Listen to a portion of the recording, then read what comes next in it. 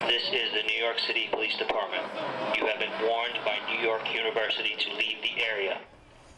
Returning now to one of the biggest stories unfolding in our area right now, pro-Palestinian protests on college campuses, including Columbia and NYU.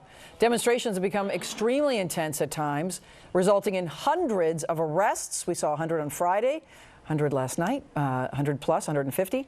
Things took a turn last night at NYU. Take a look at this. Slowly, that police line moved forward and moved the students and the other demonstrators who were camped out inside out of the plaza. So there was our Jim Dolan right in the middle of the situation when bottles are being hurled into the crowd. The NYPD trying to disperse the people there in Gold Plaza. This video posted earlier by NYPD Deputy Commissioner of Operations Kaz Daughtry, who joins us now along with Deputy Commissioner of Public Information Tariq Shepard. Commissioners, thanks so much for being in here. Thank you for having us. We appreciate it. And I want to begin right there because, you know, so often we hear that the NYPD disperses a crowd. Things can turn in a hurry. We saw that last night, and from what our discussions were before the show, it wasn't just bottles being thrown, even at least one chair being hurled as well. Yep, that is correct. So let's start from the beginning almost. We got a call from the university. They gave the protester students to 4 p.m. to leave vacate the plaza. Obviously that didn't happen. So we come back, we have a TAC plan, we have our community affairs officers go in first. They spoke to the protesters, students told them they have to leave. That didn't work. We had our SRG team go in there, and when we went through the back of the campus, the faculty was lined up from arm to arm. And they were the most, from my perspective, and from talking to the supervisors on the scene, they were the most aggressive, and they were the most resistant when it came to trying to clear that plaza. Even after all the warnings. And so walk us through this distinction, because people may be confused on how all of this works. This is unlike a situation where you see in a street or in a park, a public space. This is a private institution that called in the NYPD to assist to remove these people. Can you walk us through that difference there? Yeah, that has to be clear. The landlord, in this case NYU or Columbia, has to invite us in before we can just go on private property and say that you're trespassing.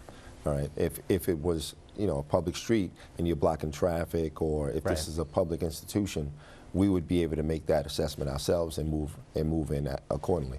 However, even on private property, if there were crimes being committed, we do not have to wait for an invite. Obviously, if somebody's calling 911, we could step in and take action. Faculty were out there at Columbia yesterday afternoon as well.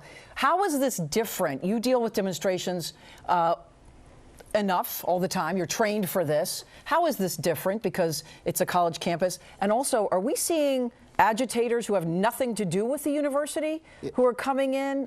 You know, in what degree, or to what degree does that maybe play a part? So to answer your first question, it's different because normally colleges are protesting against maybe something the government did or the educational institution itself. This is different because they're protesting against people. So where's the balance? How do we strike the balance at? So that's what we're trying to do. As far as the professional agitators, absolutely.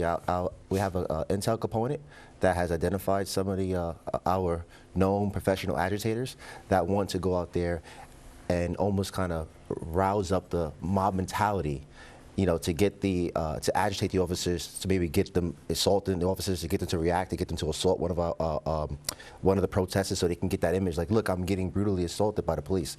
So, you want, I mean, we want our kids to be safe in the university, and we want them to be able to express their opinions.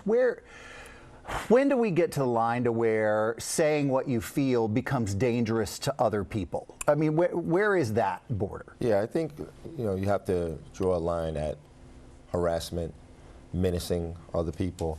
And for the police, it's more about committing crimes or assisting someone who's calling for police presence. Right.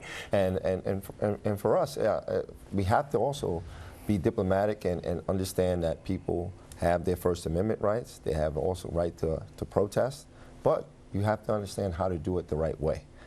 Many of us are passionate about things that happen all over this country and all over the globe. but we still have rules that we have to follow. It's our city, and I think it's important to say, I think, temperatures can be hot in a confrontation like that, but it's not, you didn't decide to stop the protest, you didn't decide to take a side, you were called in because the people who own that property said, we can't have this here. So to go after you doesn't seem appropriate for that crowd. To me, when you get to the state of violence or you get to that state of anger, you kind of lose your message anyway. The NYPD didn't arbitrarily go in there and just take action on its own. We were asked to do that. And as you can see, our officers, they were professional. Looks like it. And they're getting hurt with bottles, chairs. And to the individual that threw the chair at our officer, we are doing a video compilation, and we're going to find you. We're going to arrest you for attempted assault. You're going to have the full weight of Police Commissioner Escobar's police department coming for you. And just before we wrap up, how are your officers from last night? Any serious injuries after all this? So far, I don't think we have any serious injuries. I think everybody's okay. But I think also, just dealing with this, when you just don't expect to have to go to a college campus in any capacity other than to deal with students who are there to learn. If they're going to protest, we respect their rights to do that. However, just do it the right way. And the faculty that work at these institutions should be teaching them how to do that the right way. All right. Deputy Commissioner Daughtry and Deputy Commissioner Shepherd, we appreciate you coming in. Thank you for having us. You.